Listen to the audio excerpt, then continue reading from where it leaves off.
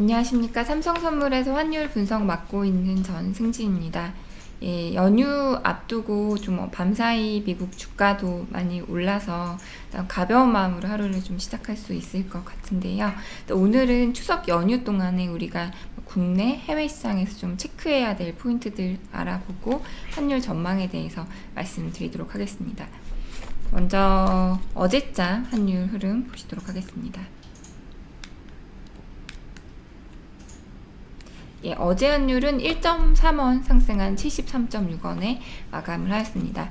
달러도 전반적으로 강세였고 오전까지만 하더라도 위험 기피 분위기가 나타나면서 환율이 좀 상승 압력을 받기도 했었는데요. 어제 저 연휴 앞두고 좀 내구 물량이 많이 나올 줄 알았더니 전반적으로 거래가 한산했습니다. 딜러들이 휴가 가신 분들이 있는 건지 어쨌든 어제 거래량이 65억 불 정도로 많지 않았고요. 장중에는 오히려 주가가 견조한 흐름 나타내면서 환율에서 추가 상승은 제한이 됐고 73원 중심으로 거의 등락한 이후에 73.6원에 마감을 하였습니다. 외국인 같은 경우는 이번 주 들어서 계속 주식을 코스피 시장에서는 매도를 했는데요. 어제 같은 경우도 600억 원 정도 주식을 순매도하였습니다. 밤사이 시장 보시도록 하겠습니다. 예, 어제는 달러 지수는 0.3% 하락을 했습니다. 주가의 흐름을 보시면 아시겠지만 어제 미국 주식도 나스닥도 1.9% 가까이 올랐고요. 미국 주식을 비롯해서 대부분 나라들의 주가가 올랐습니다. 전반적인 위험 선호 분위기가 형성됐다라고 보시면 될 것 같고요. 그렇다 보니까 달러 지수는 0.3% 하락을 했고 대부분의 주요 통화들도 강세를 나타냈고 다만 이제 러시아 루블이나 브라질 헤알 같은 경우는 약세 흐름을 나타냈습니다. 어제 전반적으로 위험 선호 분위기가 형성된 것은 첫 번째로는 이제 부양책에 대한 미국 추가 부양책에 대한 기대가 나타나고 있습니다. 사실 대선 앞두고 민주당과 공화당이 의견을 좁히기 어려울 것이라는 그런 전망들이 사실 대다수이고 지금 골드만삭스나 모건스탠리, JP모건 대부분의 기관들이 일단 추가 부양책이 빨리 나오기 힘들고 그래서 4분기 성장 전망치를 낮추고 있거든요. 근데 그럼에도 불구하고 낸시 펠로시 하원 의장이 뭔가 자신감 있게 추가 부양책에 대한 기대감을 나타내고 있어서 뭔가 있는 것 아닐까 하는 그런 생각도 듭니다. 오늘 아침에 2.2조 달러, 그러니까 원래 2.4조 달러에서 2.2조 달러로 줄인 추가 부양책을 발표를 했습니다. 공화당이 어떻게 받아들일지 좀 주목이 되고요. 어제 댈러스연은 기업활동지수는 13.6으로 상승을 하면서 괜찮게 나왔고요. 또 기업들의 인수합병 소식도 주가의 상승 흐름을 자극을 했습니다. 미중 긴장은 지속이 되는 모습인데요. TSMC에 이어서 SMIC도 수출 제재를 할 수 있다라는 그런 뉴스가 나오고 어제 아시겠지만 아시아 장중에서 SMIC 주가가 많이 빠졌습니다. 그래서 미중 긴장은 계속되고 있다라고 보시면 될 것 같고요. 파우치 소장 같은 경우는 미국의 신규 확진자가 4만 명을 넘어서고 있기 때문에 우리가 긴장해야 된다 이런 발언도 했습니다. 어제 라가르드 22 총재랑 BOE 부총재가 발언했는데요. 라가르드 22 총재 같은 경우는 일단은 인플레이션을 달성할 수 있도록 모든 수단을 가리지 않겠다. 거기에는 환율도 포함된다라는 그런 이제 언급을 했고요. BOE 부총재 같은 경우는 사실 이번 9월 달에 BOE가 마이너스 금리를 수단 안에 있다라고 계속 이제 언급을 했었는데 일단은 당장 쓸 도구는 아니다라고 하면서 파운드와 강세에도 자극을 했습니다. 어제 전반적으로 미국 주가 오르고 위험 선호 분위기가 달러 약세를 자극했다라고 보시면 될 것 같습니다. 그러면 연휴 동안 우리가 체크해야 될 포인트들 좀 보시도록 하겠습니다. 첫 번째로는 당연히 미국 대선이고 이제 TV 토론회가 우리 추석 연휴 아침 수요일 오전에 볼 수 있을 것 같은데요. 미국 TV 토론회 그 다음에 이제 민주당이 2.2조 달러 부양책을 내놨기 때문에 어떻게 이제 합의를 볼 수 있을까 그 부분에 대한 부분 또 이제 금요일 토요일 우리 시간으로 토요일 새벽에 확인이 될 미국의 고용 지표 또 10월 1일 발표될 우리 수출 데이터 이 정도 4가지 정도 보시면 될 것 같습니다. 대선 관련해서는 이제 왼쪽 차트 보시면 파란 선이 바이든 후보, 빨간 선이 트럼프 후보의 지지율입니다. 일단 여름 즈음에서 지지율이 많이 좁혀졌다가 9월 들어서 다시 또 확대가 되고 있는 양상이거든요. 근데 그럼에도 불구하고 뭐 스윙 스테이트라고 부르는 그 접전지에서는 격차가 오히려 좀 줄고 있는 상황입니다. 오히려 노스캐롤라이나 같은 경우는 좀 역전을 당하기도 했었고요. 지금 바이든 후보가 약간 근소한 차이로 우세한 것으로 나오고 있긴 하지만 어쨌든 이 스윙 스테이트에서의 그 승리가 상당히 중요하기 때문에 이제 계속 이 격차가 좁혀질지 아니면 더 벌어질지 한번 눈여겨보시면 좋을 것 같고요. 이게 이제 지난 그 대선, 클린턴 그 대통령 후보와 그 트럼프 대통령이 이제 경쟁을 벌였던 위쪽 차트가 이제 2016년이고요. 그러니까 위쪽 차트가 지금 차트인데, 그러니까 선거를 36일 남겨두고 인 상황에서 그동안의 추이가 어땠는지를 보실 수 있는 차트입니다. 바이든 후보 같은 경우는 위쪽 차트 보시면 지지율이 6월까지는 낮았다가 여름에 좀 올랐다가 빠졌다가 다시 올라가고 있는 양상이고요. 2016년도에도 사실 클린턴 후보가 계속 우세한 것으로 여론조사는 나왔었습니다. 보시면 계속 높다가 여름에 줄었다가 가을쯤에 늘었다가 다시 내려가는 그런 양상이었거든요. 그래서 이제 앞으로 한 10월 동안 이 바이든 후보의 지지율이 계속 올라갈 건지 아니면 지난 대선 때처럼 조금 내려갈지 한번 눈여겨보시면 좋을 것 같습니다. TV 토론에서는 이제 6가지 주제로 논의가 될 것인데요.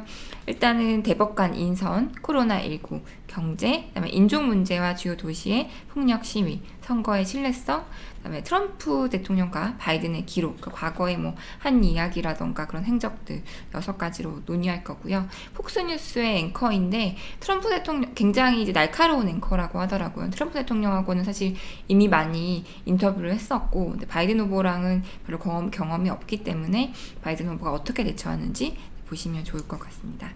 두 번째로는 이제 추가 부영책 관련한 내용인데요. 사실 지금 그 대법관 인선이나 여러 가지 이슈로 좀 날을 세우고 있는데 사실 추가 부양책이 절실한 상황입니다.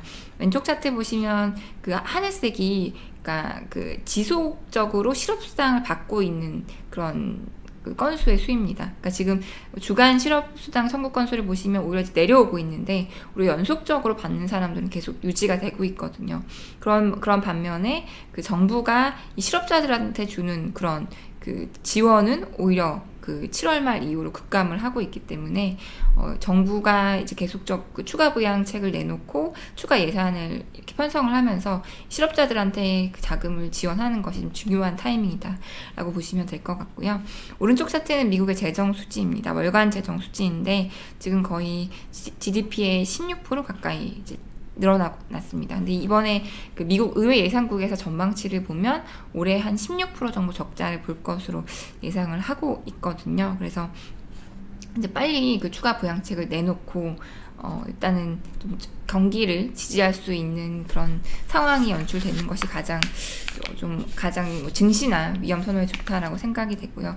뭐 앞서 말씀드렸듯이 골드만삭스나 모건스탠이나 대부분 추가 부양책이 대선 전에 어려울 것으로 상정을 하고 4분기 전망치를 낮추고 있습니다. 근데 어쨌든 그 워낙 펠로시 의장이 자신감 있게 얘기하고 있기 때문에 이번 주에 좀 우리가 예상치 못한 내용이 나올지 좀 주목이 되고요. 또 이번 주 금요일에 이제 고용지표가 나올 건데 실업률이 계속 하락하고 있는데 그 실업 지속 기간의 그 평균이 오히려 늘어나고 있습니다. 그 실업률이 하락하고 있지만 오랫동안 실업 상태를 유지하고 있는 사람들이 늘어나고 있거든요. 그리고 최근에 보면 고용 개선이 더디게 진행되고 있기 때문에 이제 어떠한 흐름이 있을지 좀 주목이 되고요. 마지막으로 10월 1일 발표된 우리 9월 수출입니다. 사실 9월 수출 성적이 지금까지 굉장히 좋습니다. 일단은 20일까지 전년 대비 3.6% 증가했고요.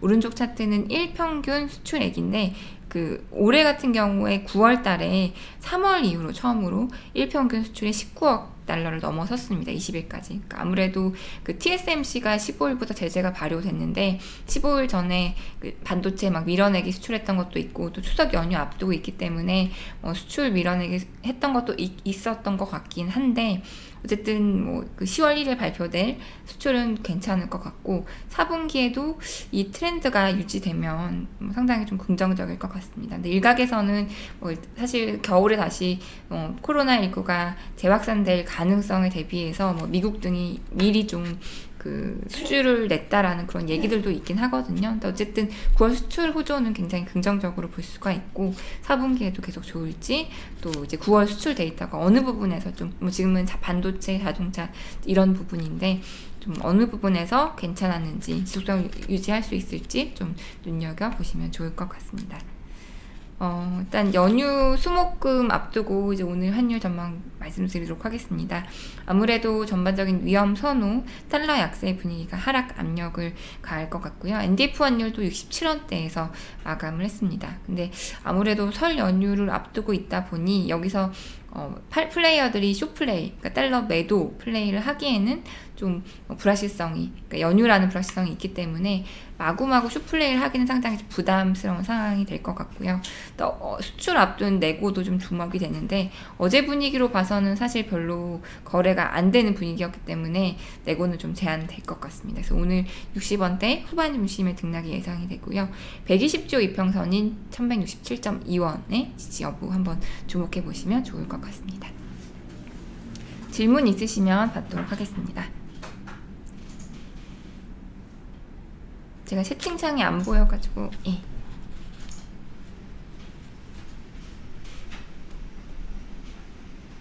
저도 감사합니다.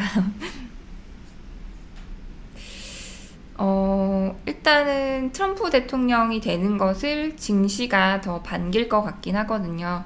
일단 뭐 감세하는 부분이나 또 통화 정책이 더 길어질 수 있다라는 부분들.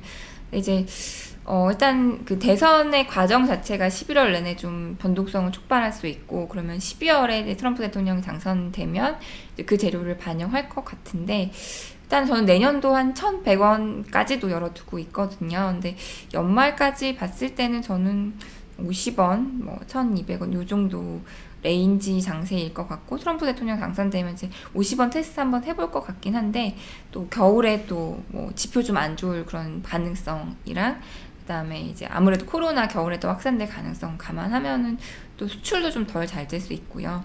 뭐 조심스러울 가능성이 좀 예상이 됩니다. 일단은 선거가 조금 끝나봐야 되지 않을까 싶습니다. 뭐 사실 트럼프 대통령이 당선이 되든 바이든 후보가 당선이 되든 어쨌든 이제 다시 어쨌든 정부가 돈을 새로 쓸 거라는 그런 기대, 그리고 또 이제 가장 핵심인 그 우리 정상으로의 복귀, 그러니까 중요한 그런 호재가 남아 있습니다. 그래서 선거 끝나고 일단은 위안화는 다시 좀, 근데 사실 중국 정부도 위안화가 너무 강세로 가는 것에 대해 지금 부담을 느끼고 있긴 하거든요. 왜냐하면 이번에 그 WGBI 편입되는 날에, 그러니까 전날에 해외 투자를 열어주는 그런 쿼터를 더 많이 열어주는 그런 그 정책도 내놨기 때문에 중국 정부도 조금 관리해가면서 할 가능성이 있어서 일단은 위안화 랠리는 일단 선거 일단은 끝나봐야 알 것 같습니다. 유로 원 같은 경우는 사실 원화가 최근에 너무 이제 강세였기 때문에 또 좀 하락한 부분이 있고요. 이제 원화는 사실 그동안 약달러 반영, 위안화 강세, 약달러 반영하지 못했던 거를 한 번에 반영하고 다시 이제 숨고르기에 나설 것 같거든요. 그래서 막 더 많이 빠지기는 좀 지지를 보이는 쪽으로 가지 않을까 그렇게 생각을 하고 있습니다. 예, 질문이 더 이상 없으시면은 일단 여기까지만 받도록 하겠습니다. 저는 이제 화, 수, 목 이렇게 방송하고 있고요. 월요일에는 원자재 시황이 일단은 있고요.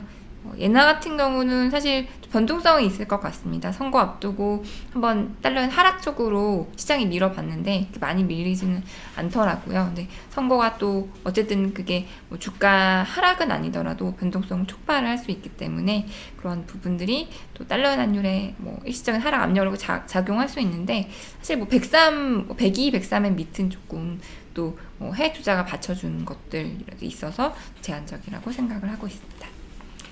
추석 연휴 잘 쉬시고 잘 보내시고요. 저는 다음 주 화요일에 뵙도록 하겠습니다. 오늘도 들어주셔서 감사합니다.